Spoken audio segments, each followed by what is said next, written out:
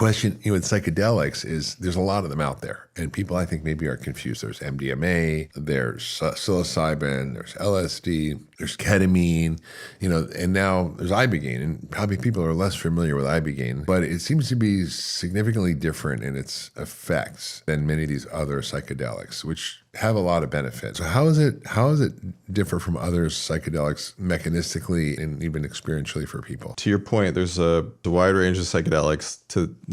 Right now, there's not really an approval for any classic psychedelics.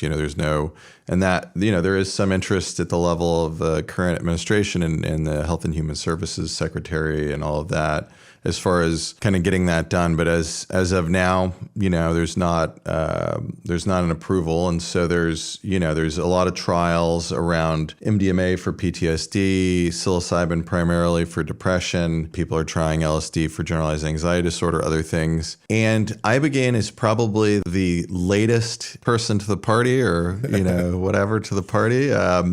In the sense that that is plant to the party. the last plant to the party. The reason for that is because Ibogaine has the most complexity to it and the most inherent risk to it. And so the problem with Ibogaine as an inherent risk problem is that it has this cardiac risk, right? So it actually will prolong the QT interval. For people that don't know, it's a kind of a part of the physiology of the heart. Lots of drugs do that. Antipsychotics do that, right? Geodon, in particular, does that at a great degree. So it's not a unique, within psychiatry, lots of drugs that do that. Within medicine, as you know, there's lots of drugs that do that.